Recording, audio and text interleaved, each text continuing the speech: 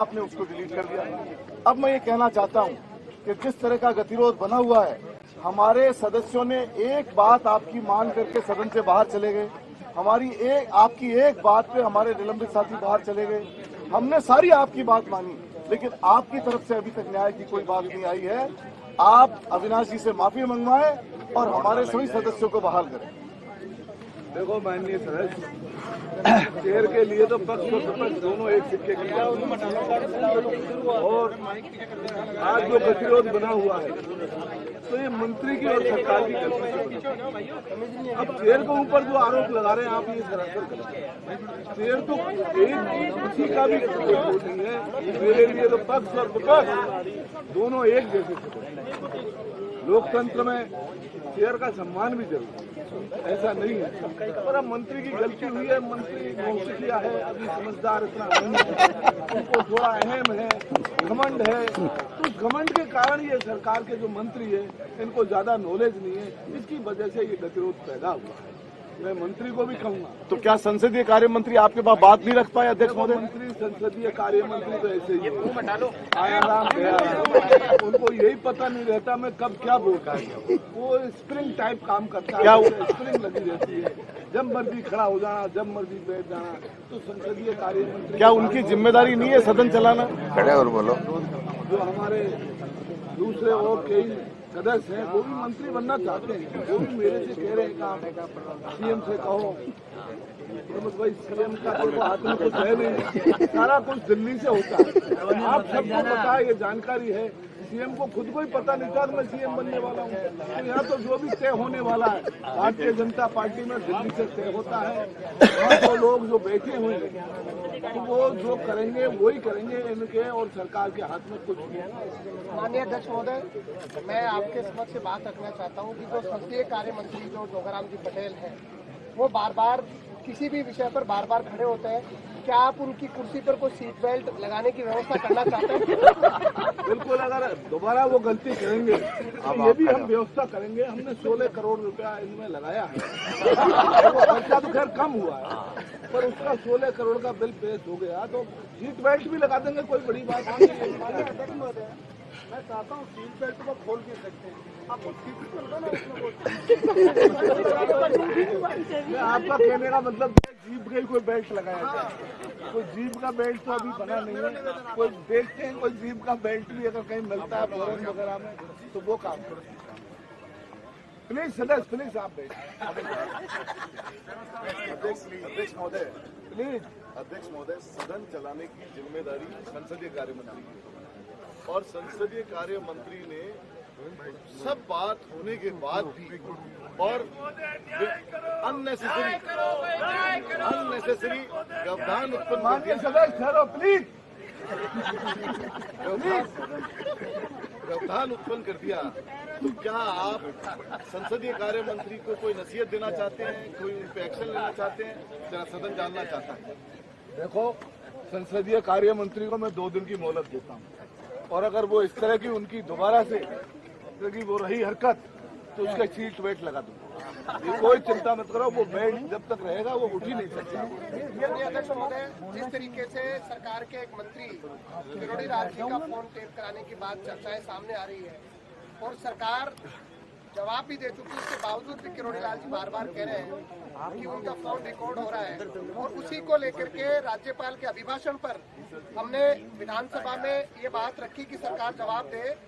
उस समय हमारे नेता प्रतिपक्ष जी के साथ कोई चर्चा नहीं करी गई, अभिभाषण पर उनको कोई बात रखने की अनुमति नहीं दी गई क्योंकि वो निस्तारण नहीं किया और नेता जो सदन के हैं वो हॉल में बोलते रहे। ऐसी परंपराएं क्या संसदीय लोकतंत्र में ठीक है?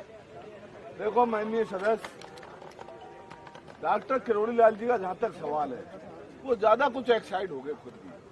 वो उसने सरकार को, पिछली गवर्नमेंट को बदनाम करने में उनका बड़ा योगदान है।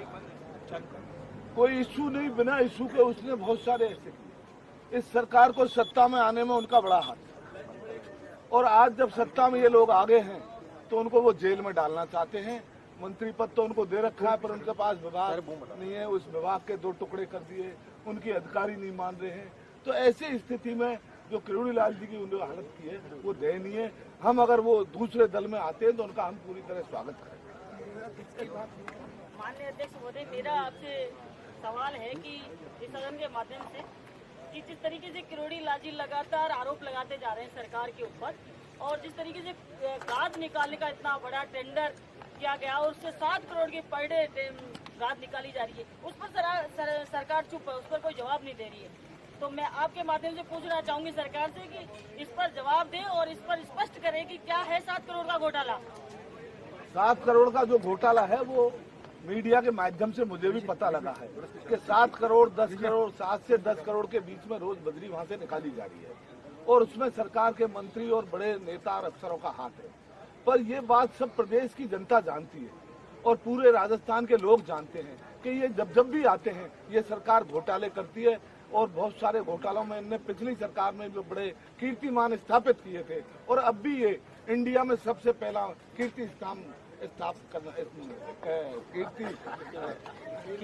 कीर्तिमान बनाएगी ये सर। अध्यक्ष महोदय, छोटी छोटी बच्चियों के साथ रेप हो रहा है, मर्डर की घटनाएं बढ़ रही है और पूरे प्रदेश में कानून नाम की चीज नहीं है।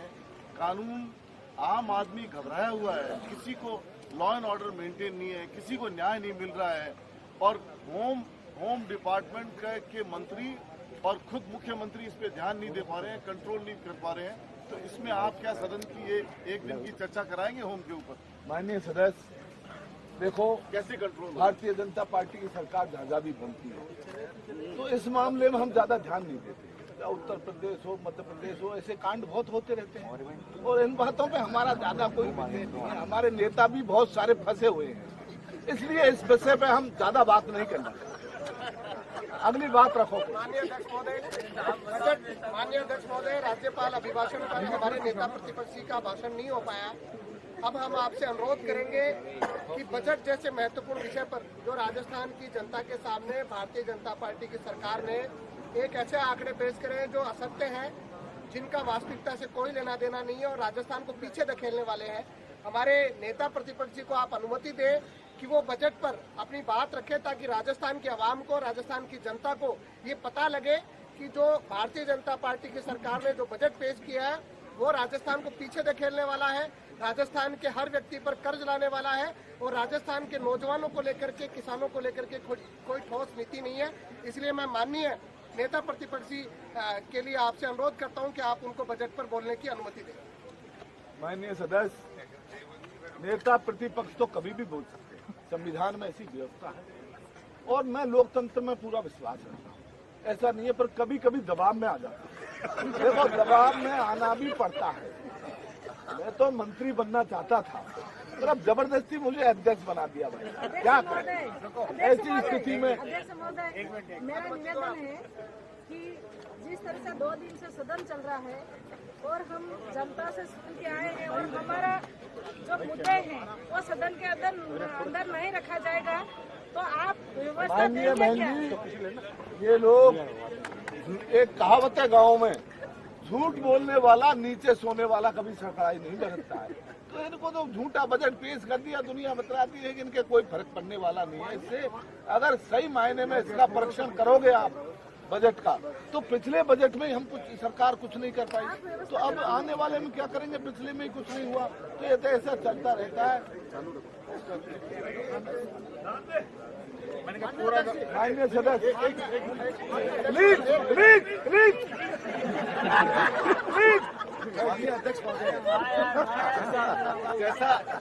महोदय, जैसा गंभीर मामला चल रहा है, आपने एक आरोप, माननीय अध्यक्ष महोदय, आरोप आप पे भी, ये मेरे से पहले मिलके गए थे कि मेरे को साहब स्पेशल अनुमति देना, तो मैंने दी।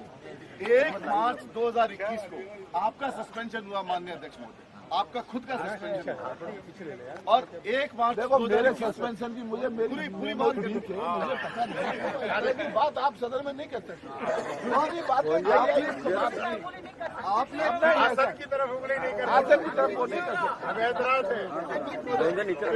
खुद ने माफी नहीं मांगी आपके एवज में। अब देखो, मैंने तो मांगा नहीं, मुझे सत्यनारायण में मांग ली होता लगता है, सत्यनारायण में मैंने, आपने खुद ने माफी नहीं मांगी, मैंने प्रोसीडिंग निकलवाई है अध्यक्ष महोदय, मैं भी टेबल कर दूंगा आप कहेंगे तो आपने खुद ने माफी नहीं मांगी और आपके एवज में आपके नेताओं ने माफी मांगी, तो फिर यहाँ आप ये गतिरोध क्यों कर रहे हैं? करना पड़ेगा। अब माननीय सदस्य आप बोलो। कुछ तो बोलो अध्यक्ष जी। अब देखो अभी ये मामला पेंडिंग कर दिया। अध्यक्ष महोदय जवाब दो।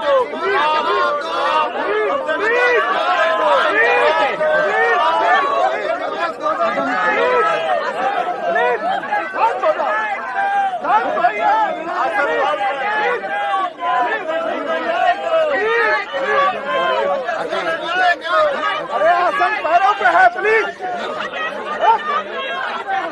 आसन पैरों पे है प्लीज, शांत रहो।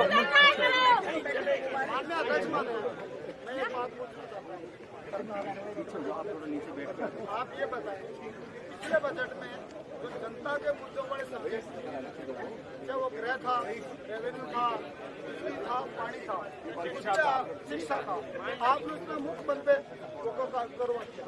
क्या इस बार भी आपकी इनकी मंशा यही है क्या मुफ्त बंद करवाएंगे? ठीक है, मैं समझ गया माननीय सदस्य बराबर। देखिए व्यवस्था दें सब। पानी की जो बात है, आपने पानी का मुद्दा उठाया, तो पानी सबसे ज्यादा आंखों में होता है, और जब सरकार की आंखों में पानी नहीं है तो आपको पानी नहीं मिलने वाला है। पानी आंखों में होगा तो पानी मिलेगा, सरकार की आंखों में पानी नहीं है, आपको कोई पानी नहीं मिलेगा। विधानसभा स्पीकर बनाए गए हैं, आंखों में पानी नहीं है, ये बात तो आपने कह दी। क्या ये भी सच है कि एक दलित विपक्ष नेता को नहीं सदन में नहीं बोलने दें? भारतीय जनता पार्टी का छुपा हुआ एजेंडा है, क्या ये सच है? ऐसे में देखो से सदन को चलाया जाए। माननीय सदस्य गेदर साहब, आप बहुत विद्वान सदस्य हैं और आपसे मैं कहना चाहता हूँ, आप मेरे से कोई बात हो तो अलग से बात करना चाहिए। आप हाउस में इतना व्यवधान पैदा मत करिए। आपको कोई बात करनी है तो मेरे कान में आके कह दिया करो, वो फिर कर लेंगे। आप बताओ खुदारा साहब, आप क्या करते हैं? जी देखिए बिल्कुल, और आप बहुत इंटरेस्टिंग है कि पीछे मंचन हो रहा है तरह से कर रहे हैं अपना दिल बहलाने के लिए, जहाँ पर वो सदन की कार्रवाई को लेकर पार्लियामेंट उन्होंने तो रफीक जी एक नाटक हो रहा है। वापस लिया जाना चाहिए। उसके बाद हमारे माननीय अध्यक्ष जी, हमारे सदस्य भी है सदन के, वो अपनी बात कह सकते हैं, नेता प्रतिपक्ष कह सकते हैं। ये आना सही है, डिक्टेटरशिप है, जहाँ से गलती हुई सत्ता पर मदहोश में है, इसलिए उनको पहले किया जाए, माफी मांगी जाए। ठीक है सदस्य, ठीक है माननीय सदस्य। इंदिरा जी के मामले में तो हमारे नेता अटल बिहारी वाजपेयी जी ने भी कहा था कि इंदिरा एक दुर्गा है। इंदिरा जी को बड़ा सम्मान अटल बिहारी वाजपेयी ने दिया था, पर आज दुर्गा जो कहा था उनने आयरन लेडी बताया बहुत सारे नेताओं ने, और वो ऐसी महिला थी पूरे विश्व में उनको आयरन लेडी के नाम से जाना जाता था। पर आज हमारे भारतीय जनता पार्टी के कुछ सदस्यों की बुद्धि में भांग पड़ गई, वो भांग खा के आ जाते हैं, तो अब उसका तो क्या इलाज है? उसमें माननीय सदस्य देखो ऐसा है, कुछ लोगों की बुद्धि खराब है,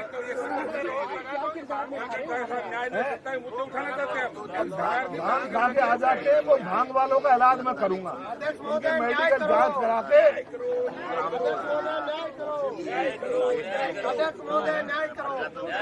शांति शांति शांति। संविधान सबको ताक में रख दिया इन्होंने। चलो हो गया। मेरा तो क्या कार्रवाई मेरा क्या रोल है? सदन की कार्रवाई 1 घंटे के लिए स्थगित करता हूँ। कार्रवाई स्थगित हो गई है। एक बार सर, आपने स्पीकर का रोल किया है, बताइए इसमें क्या सोच के आए हैं? आपको करने के लिए ये तो सर मुबारक ओके ओके, पकड़ के रख लो, पकड़ के रख लो। हाँ नीचे बैठ जाऊंगा सर, नीचे बैठ जाऊंगा, बैठूंगा ना यार। मेरा थोड़ा थोड़ा सा हट जाओ एक बार। अब मीडिया थोड़े से उधर हो जाओ प्लीज, 2 मिनट। हमको अधिकार है जिला बनाने का, अधिकार है जिला बनाने का, बहुत जरूरी। हाँ आज लेकिन सरकार ये नहीं बता रही है कि हमने जो मापदंड जो बनाए थे, जो कमेटी ने मापदंड दस्तखत किए थे, उन मापदंडों के आधार पे आपने काम किया या नहीं किया। दूसरा एक सवाल और है, एक को आ जाना तो एक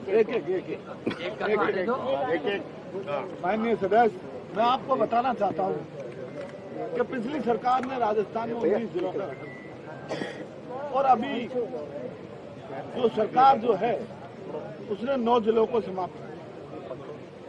तो देखिए ये कोई कारण नहीं था, पर पिछली सरकार के ईर्ष्या की वजह से कि बहुत उससे ख्याति मिली राजस्थान में, तो उसकी ईर्ष्या की वजह से इन जिलों को खत्म कर दिया गया है। ये सरकार जल्दी बदलने वाली है, वापस आपके जिले दोबारा अब दूसरा पूछिए। बना दिए जाएंगे आपके। अध्यक्ष महोदय, एक सवाल और है। हम लोग 3 दिन से यहाँ पे धरने पे बैठे हैं और जनता में एक बड़ी चर्चा है कि अध्यक्ष महोदय के साथ बंशी दर्जी बाजिया ने क्या किया, उनके पीएसओ ने अध्यक्ष जी के साथ क्या किया। तो सरकार इस बात पे जवाब दे कि बंशी दर्जी बाजिया ने अध्यक्ष महोदय के साथ क्या किया और क्यों किया, और उनके पीएसओ ने उनके साथ क्या किया और क्यों। ये माननीय सदस्य गोपनीय मामला है। इसको आप इस बात को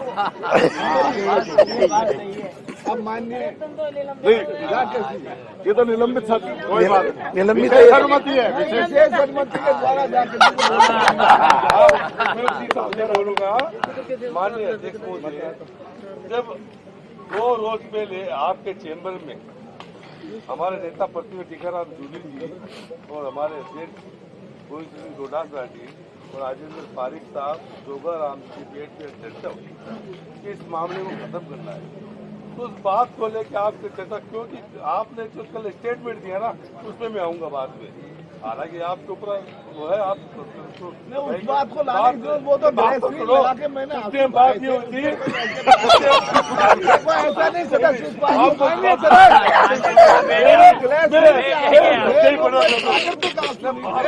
वो तो मैं जेब से घर से बात ये होती कि माफी लफ्जी का शब्द है तो खेत प्रकट करेंगे तो हम सब मान जाएंगे।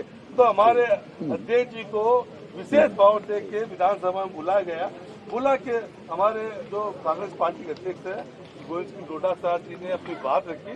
उन्होंने ये कहा कि जो अविनाश गहलोत बोलते हैं, अब सरकार को थोड़ा भय पैदा होता है। अध्यक्ष ने कहा पूरे प्रकरण की मैं एक प्रकरण करता हूँ, उसके बाद काफी सवाल का होता है। अच्छा, अब दूसरा सवाल आप जवाब दीजिए कि आपने खुद हो गया यार, प्लीज। आपका नाम साहब अभी नंबर आ रहा है। माननीय अध्यक्ष महोदय, मैं आपके माध्यम से पूछना चाहूंगी कि सदन में जिस तरीके से मंत्रियों के खत्म हो गया, किस तरीके से लफ्ज होते हैं, व्यंग्यात्मक टिप्पणियां महिलाओं को और एक हमारी आयरन लेडी के प्रति की जाती है, उसी प्रकार इनकी जैसी सोच है, उसी प्रकार राजस्थान के अंदर भी देखो, मैं सदस्य आपको पकड़ दिया। मैंने आपने भी ये कहा था कि हमारे वो मुख्यमंत्री के बच्चे पर डायरेक्ट तो मैंने छोड़ दिया महिला सदस्य। माननीय अध्यक्ष महोदय, मैं जो उस पर आइए। माननीय अध्यक्ष महोदय, वो पुरानी बात है, नई बात पर आइए। रफीक जी का कार्ड मैंने निभा दी। अब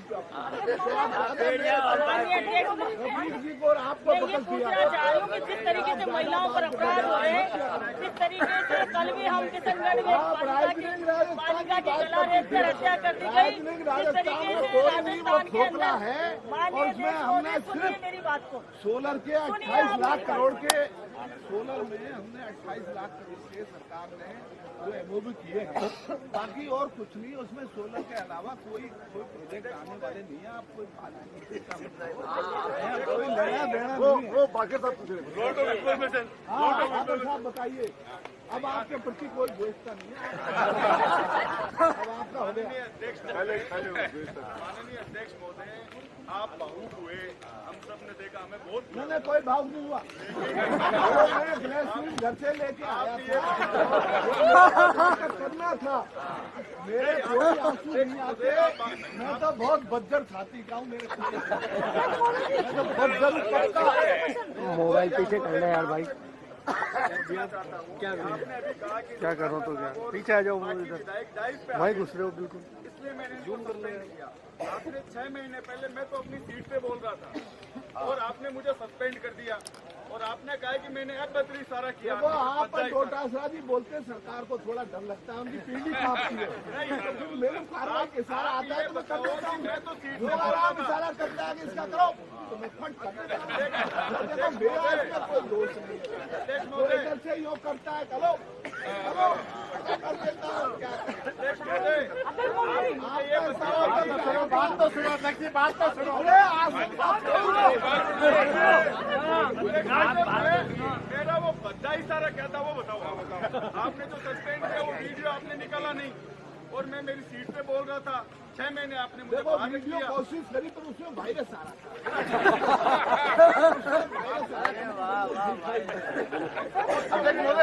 बहुत देर से अनिता जी का नंबर नहीं आया। माननीय अध्यक्ष महोदय जी, मैं आपसे ये कहना चाहूंगी, अब आपको कोई दिक्कत नहीं, 5 साल तक बंद करो। माननीय अध्यक्ष महोदय जी, आप सभी के बनाए हुए अध्यक्ष महोदय जी हो। अब मैं आपसे ये कहना चाहूंगी, आप भेदभाव क्यों करते हो? उधर से थोड़ा सा कुछ बोल देते हैं, आपने 6 लोगों को निलंबित किया, ऐसा क्यों? किस बात का मंत्री गृह मंत्री बनना चाहता। अब मैं जब उठा के दिया इस आचार घड़ा की कुर्सी पर, मैं तो क्या करूँ? हल्ला होता रहता है, इससे मेरा क्या मतलब है? तो इसलिए ये अब उस पीड़ा को मैं किस पे निकालूं? और विपक्ष के सदस्यों पे निकालूंगा। उधारी निकाल। एक बात और, वहाँ से उधर से लोग खड़े होते हैं, हर कोई खड़ा हो जाता है, और इधर से माननीय सदस्य एक ही खड़ा हो जाता है। आप चुपचाप बैठा देते उनको, बैठिए बैठिए बैठिए, क्यों उधर क्यों नहीं करते आप? ध्यान रखूंगा आपका महिला सदस्य। ये धन्यवाद सर। एक मिनट, आपका हो गया, आपका हो गया, आपका हो गया। जो घटनाक्रम घटा था, आप माननीय सदस्य, माननीय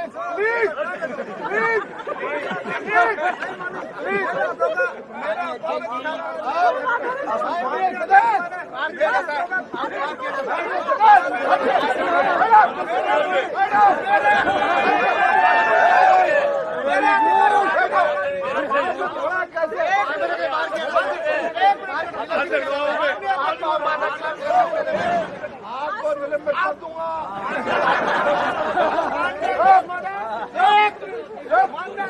आपको दोबारा नंबर मैं आपसे एक प्रश्न पूछता हूँ। बोलो सर। कि कोटा एजुकेशन का हब है और वहाँ लगातार देखो सरकार का एजुकेशन तो आत्महत्याएं हो रही है, लड़के सुसाइड कर रहे हैं, माँ बाप बहुत परेशान है। पूरे हिंदुस्तान के करीब 3 लाख विद्यार्थी वहाँ पढ़ने आते हैं और आए दिन आत्महत्याएं होती रहती है। जवाब सुनो, एक बार जवाब सुनो। और सरकार कुछ भी नहीं कर रही है। देखो सरकार की मंशा स्पष्ट है कि पढ़े लिखे लोग नहीं होंगे। पढ़े लिखे लोग होंगे तो वो फिर अधिकार की मांग करेंगे, बहुत सारे फिर वो पढ़े लिखे लिख के कानून की बात करेंगे। तो हमको तो ऐसा, और वो पटवारी भर्ती में आरक्षण पढ़े लिखे लोग सिर्फ भोजन की बात करते हैं, उनको ज्यादा वो नहीं है। अरे अध्यक्ष महोदय, स्कूलों को सरकार बंद कर रही है, उसका मुख्य कारण यही है नहीं दे रहे, गरीबों के बच्चे पढ़ेंगे, बच्चे पढ़ेंगे। अरे सुने क्या इनकी पटवार भर्ती में आरक्षण नहीं मिल रहा है। पटवारी की भर्ती है ना, उसमें आरक्षण नहीं दे रही सरकार। आरक्षण का तो हमारी सरकार वैसे ही खिलाफ है, आरक्षण के खिलाफ है भारतीय जनता पार्टी सरकार। आरक्षण की बात क्यों करता है?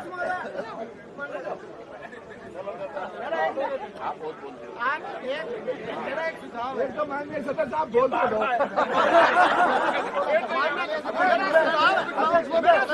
आपकी जीप कतरनी की तरफ चलती है।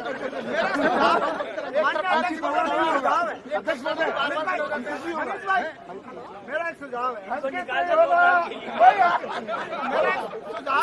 माननीय अध्यक्ष महोदय, मेरा एक सुझाव है कि जिस दिन उस दिन घटनाक्रम घटा, एक बार ट्रायल करा के दिखा दो। हमें एक ट्रायल होना चाहिए जिससे आपको पता लग जाएगा। आसिम को सुझाव दे रहे हैं, आसिम को सुझाव। मैं आप चैनल में अलग से एक बार ट्रायल करवा लो, उसी घटनाक्रम का ट्रायल करवा लो। अपने सदस्य को अध्यक्ष महोदय बहुत जरूरी सवाल। ये जो हमारे अभी बेरोजगारी का मामला है, सरकार कोई रोजगार नहीं दे रही है, किसानों को मुआवजा नहीं दे रही है, पेंशन बंद कर रही है, हमारी चिरंजीवी योजना को बंद कर दिया, तो इसके बारे में सरकार का क्या सुझाव है? भारतीय जनता पार्टी की सरकार जब 1200 किसान शहीद हो गए उस पर हमने ध्यान नहीं दिया। मुद्दे लेके आते हो, छोटी मोटी समस्या लेके आते हो, हजारों शहीद हो गए, उस पर ही हमारे नेता माननीय अध्यक्ष महोदय, जो वित्त मंत्री जी ने जो बजट पेश किया राजस्थान का, उसमें मेरे विधानसभा क्षेत्र की एक सड़क है, उस सड़क सहित राजस्थान की वित्त मंत्री जी को तो कुछ पता है, वो तो कागज में ऑन लिखा पढ़ी मेरा निवेदन पढ़ना ही नहीं आया। मेरा निवेदन सुन लो, वो तो ऐसे ही पढ़ू के राजस्थान में 1000 करोड़ की ऐसी सड़कें हैं माननीय अध्यक्ष जी, जिनकी वित्तीय और प्रशासनिक स्वीकृति जनवरी 2025 में जारी होगी। वापस आपने उसको बजट में रख दिया, तो ये बजट में पढ़ने का ये किस प्रकार का झूठी है, तो असत्य बजट है। ये मैं माननीय अध्यक्ष जी आपसे आग्रह करूंगा कि वित्त मंत्री जी को समझाइए और उसको बजट से आप बाहर निकलवाइए। वो तो पहले ही वित्तीय और प्रशासनिक स्वीकृति हो चुकी है। वित्त मंत्री जी को कोई पता नहीं है, वो तो अधिकारी बड़ा बनू के देंगे, हम आदेश बाहर निकाले जाते हैं, वो पढ़ भी नहीं सकी। जो बजट था उसमें 14 पार निकली सुइया, इस बजट में कुछ निकलेगा। बजट की तरफ से अध्यक्ष जी सुनो, बोलो भाई। मेरा क्षेत्र गुजरात और मध्य प्रदेश से लगता हुआ है। मेरे क्षेत्र में 95% टीएससी क्षेत्र है। वहाँ युवा अपने स्वास्थ्य कर्मी में लगे हुए थे। इन युवाओं में एक मैं उसी पे आ रही हूँ। अध्यक्ष जी सुनो, पिछली बार जो सरकार ने 250 माँ-बाड़ियाँ दी थी, मेरे क्षेत्र में एक भी माँ-बाड़ी नहीं आई। पिछली सरकार जो कांग्रेस की थी, उस समय समन्वयक लगे हुए थे, उनको सभी को बिना नोटिस दिए हुए सबको निकाल दिए गए। उनको वापस लेंगे या नहीं लेंगे, ये मेरा सवाल है। देखो, हमारी सरकार तो वापस लेना चाहते हैं। हम तो जो कर देते हैं ना, वो हमारे ऊपर से जो फैसला आता है दिल्ली से, तो दिल्ली से जो चिट्ठी आएगी उसमें वापस लेना या नहीं लेना तभी कर सकते हैं, हमारे और हमारी सरकार के हाथ में। मेरा दूसरा सवाल, मेरा दूसरा अध्यक्ष जी मेरा दूसरा सवाल, एक मिनट, मेरा दूसरा सवाल है। सरकार, भाजपा सरकार ये कह रही है कि हम युवाओं को नौकरी देंगे, तो कौन सी नौकरी देंगे और जो लगे हुए उनको क्यों निकाल रहे हैं, ये मेरा सवाल है आपसे। देखो, नौकरी का कोई प्रावधान नहीं है, कोई नरेगा भरेगा में माटी नौकरी की कोई जगह नहीं है। ये सिर्फ घबराहट है सरकार, सरकार का ऐसी कोई प्लानिंग नहीं है, इस तरह की कोई नीति नहीं है कि युवाओं को नौकरी दी जाए। अनिता जी, बहुत इम्पोर्टेंट सवाल। स्मैक वगैरह का बड़ा व्यापार हो रहा है, अडानी पोर्ट में 1.5 लाख करोड़ की जो स्मैक पकड़ी है वो प्रदेश में आ रही है, उसको पी रहे हैं लोग, मस्त हो रहे हैं, अपराध बढ़ रहे हैं, तो हम इनको नहीं रोक पा रहे, तो नौकरियों की बात ही क्यों करते हैं? नौकरी देने का कोई अध्यक्ष महोदय जी, मेरा एक सवाल। दाल बाटी खाओ। अध्यक्ष महोदय जी, मैं अनिता नहीं, मैं अनिता बधेल हूँ। मेरे कार्य क्यों नहीं होते, ये आपसे क्वेश्चन था। मैं भी नाराज हूँ हमारी सरकार से। आपसे मेरी व्यक्तिगत नाराज क्यों अध्यक्ष महोदय? मैंने बहुत बोलती है, बैठे रहो। मैं तो मंत्री मैंने नहीं बनने दिया। क्या बोला क्या आपको मंत्री मैंने नहीं बनने दिया। आपने अपने कांग्रेस हमको पब्लिक ने चुना है सर। हम पब्लिक के चुने हुए आए हैं, लेकिन मैं ये कह रही हूँ, हमारे कहने से ना कोई प्रशासन लगा दे और ना कोई काम हो रहे। ऐसे कहने से तो कोई चपरासी भी नहीं लगेगा। आप तो ऐसे ही आपको डकराते ही निकल जाएगा 5 साल। आप बताइए डांगी साहब। इसको पूछना चाहता हूँ, राजस्थान में नशे की बढ़ती हुई प्रवृत्ति पे सरकार क्या अंकुश लगा रही है? आपके इलाके कार्रवाई करनी चाहती बहुत है? पैदा होती है, तो आप अफीम बहुत पैदा होती है, वो अफीम तस्करी के रूप में चल रही है। और सरकार माननीय इसको अध्यक्ष बढ़ावा महोदय, देगी। ड्रग्स एमडी और एक सत्तर का कारोबार बढ़ गया राजस्थान में, युवा पीढ़ी बहुत खराब हो रही है। अब बहुत खराब हो रही है, पर सरकार ज्यादा ध्यान इसलिए नहीं दे रही कि सरकार अगर ये इसमें लिप्त नहीं होंगे तो नौकरियां मांगेंगे, पढ़े लिखेंगे तो नौकरियां मांगेंगे, और दारू पियेंगे, स्मैक पियेंगे तो कोई नौकरी नहीं मांगेगा। ऐसे बढ़ते रहेंगे तो हमारी सरकार की भावना ये अफीम को लेके मैं ये कहना चाहता हूँ, कल ही मेरे जिले डीडवाड़ा कुचौड़ के अंदर एक बांसड़ा गांव परवसर का और उनसे पहाड़ी के पीछे मतलब वहाँ पे अफीम की खेती पकड़ी गई है। वो 2 रोज हो गए और वहाँ पे कोई मतलब जिन्होंने खेती कराई है, जो माफिया लोग हैं, उनका पुलिस प्रशासन आज तक नाम नहीं खोल रही है। वो जो काम कर रहे थे वहाँ पे उन 20,000 रुपये महीने की तनख्वाह पे उनको लगा रखा था कि सरसों की खेती इसमें संभाली करो, लेकिन जो मेन माफिया जो भाजपा से जुड़े हुए, ये सत्य न्यूज है, वो 2 दिन से कोई उसको पकड़ा नहीं जा रहा है। प्रदेश के अंदर नशाखोरी तेज हो गई है, माफिया इतने हेवी हो गया। हमारे नागौर के अंदर सदस्य उसमें एक मंत्री हमारे मिले हुए हैं, उनकी सह पे ये काम हो रहा है, इसलिए इस मामले को ज्यादा उजागर मत करो। सरकार की किरकिरी होती है, बना दो। सत्ता पक्ष का होकर पूछ रहे हैं। माननीय अध्यक्ष महोदय, मैं ये पूछना चाह रहा हूँ, आपको अंग्रेजी महात्मा गांधी जो इंग्लिश मीडियम स्कूल है उनको आप क्यों बंद करना चाहते हैं? इनसे आपकी क्या नाराजगी है? देखो, गरीब लोगों के इंग्लिश मीडियम स्कूल में आप लोगों के बच्चे तो पढ़ते नहीं, जो सरकारी स्कूल है उनमें ग्रामीण किसानों के मजदूरों के बच्चे पढ़ते हैं। और नहीं, जवाब हमारी भारतीय जनता पार्टी की सरकार गरीबों से मजदूरों से बहुत हमारे थोड़ा दूर से अध्यक्ष महोदय, अडानी है, अंबानी है, ऐसे लोगों से हमारा 150 लोग हैं जिनके द्वारा हमारी सरकार चलती है और हमारा देश में सारा मामला चलता है। तो उन लोगों की ये अडानी की बहुत ज्यादा दबाव है सरकार के ऊपर, इन गरीब लोगों को नहीं पढ़ाया जाए। इनके आदमी हमारे फैक्ट्रियों में काम करते रहेंगे, ये इंग्लिश स्कूलों में पढ़ेंगे तो ये सरकार की बात करेंगे, बहुत सारे कानून की बात करेंगे, तो फिर इस तरह की जब ऊपर से दिल्ली का दबाव है तो हमने अध्यक्ष जी, मेरा एक सवाल आपसे। हाँ बोलो साहब। जब से आपकी सरकार बनी है उसके बाद आपने किरोड़ी लाल जी को मंत्री बनाया, उसके बाद उन्होंने इस्तीफा दिया, उसके बाद फिर आप परिसर में आए, उनको 2 साल से टिकट दिया, उसके बाद फिर चुनाव हार गए, उसके बाद अब माननीय सदस्य साहब चुनाव जीत गए, आपके क्या लेना जब आपकी मीटिंग होती रही है आप चुनाव जीत गए, आप माननीय सदस्य बन गए तो फिर आपको बैठ जाइए। आप देखो, किरोड़ी के बारे में हम कुछ नहीं सुनेंगे, किरोड़ी के बारे में मैं कुछ नहीं सुनूंगा, आप बैठ जाइए। आप समझो भाई,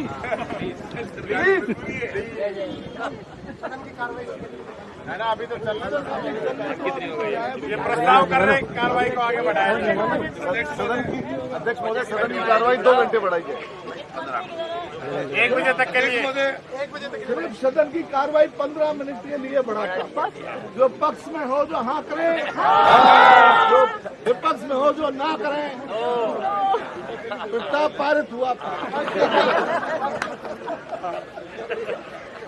बार नहीं, एक सवाल है मेरा, बार बार खड़े हो जाते मामला है। वैसे ही मैं आपके शरीर को देखकर बहुत सम्मान, फिर भी आप मेरे ऊपर करते जाते हैं। ये भाजपा सरकार अल्पसंख्यकों के अंदर भेदभाव क्यों करती है? अभी इन्होंने एक पारित किया है शिक्षा मंत्री दिलावर जी ने कि उर्दू सब्जेक्ट को बंद करके अभी उनका मामला माननीय अध्यक्ष महोदय को आगरा से रिपोर्ट आएगी, उसके बाद उनको व्यक्त ऐसे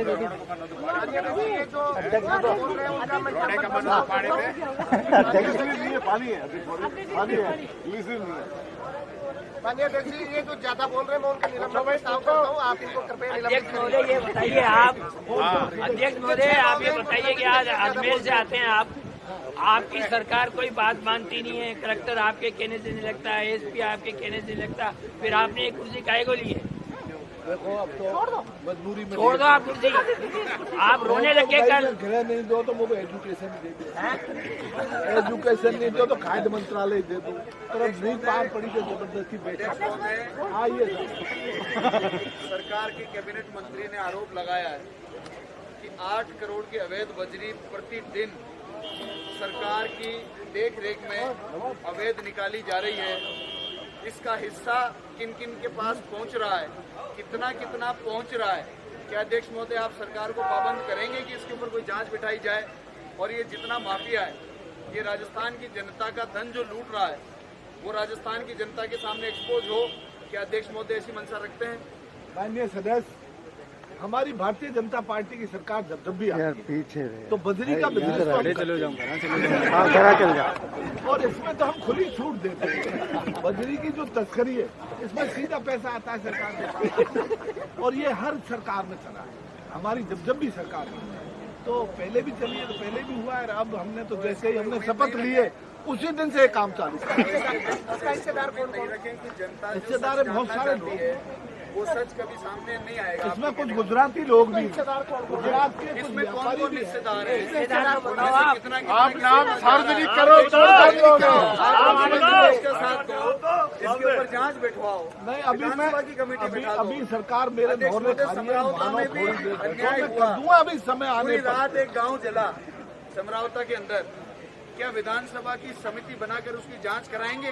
बिल्कुल कराऊंगा। समरावता में बड़ा कांड हुआ, या जिसने कांड किया उन्हीं को ऊपर जांच ये की, बहुत दुर्भाग्य की बात है, रखवाली और ये चला के सरकार ने करवाया है, और सरकार आज भी उस मामले में जमानत नहीं होने दे रही है और उनके घर वालों को बरगला कर तरह तरह की बातें प्रदेश में फैल रही है। ये सब जनता राजस्थान की जान चुकी है और उसका परिणाम इनको आने वाले समय में भुगतना। धन्यवाद अध्यक्ष।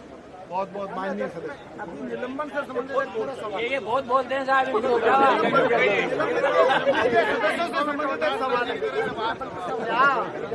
आप इनसे मिले हुए हो क्या? सरकार के कहने पे आपने निलंबन किया है, तो आप ये बताइए अध्यक्ष महोदय कि 3 माइनॉरिटी, एक SC का, एक OBC का, एक ST का, बाकी कोई मिला ही नहीं क्या आपको? देखो वो थे उसमें, पर वो उनके नाम हमने काट दिया। हमारी भारतीय जनता पार्टी जो इस तरह का आरक्षण, हमारी जो सोच है, इन लोगों से हमको नफरत है। ST, SC, OBC आरक्षण वही लोग रखे हैं हमने, बाकी लोगों को निकाल दिया। माननीय अध्यक्ष जी, मैं 6 सदस्य गोविंद डोटासरा जी सहित 6 सदस्यों के निलंबन बहाली का प्रस्ताव आपके समक्ष रखता हूँ। आप प्रस्ताव करके आरक्षण दे दियो निलंबन में, SC, OBC रखते। मैं आपसे निवेदन कर रहा हूँ 100% निलंबन। माननीय अध्यक्ष जी, OBC अल्पसंख्यक। माननीय अध्यक्ष जी, मैं निलंबन प्रस्ताव आपने किया था, इन 6 सदस्यों का बहाली का प्रस्ताव आपके समक्ष रखता हूँ। आप कृपया इनको 6 लोगों को बहाल करिए ताकि सदन की कार्रवाई में भाग ले सके। देखो अभी दिल्ली से पर्ची आई नहीं है और जब पर्ची आ जाएगी तो एकदम बहाल कर देंगे। अभी तो मैं नहीं कर पाऊंगा, देखो मजबूरी है और हमारे सरकार के जो नेता हैं उनको भी आप जानते हैं उनकी तानाशाही नहीं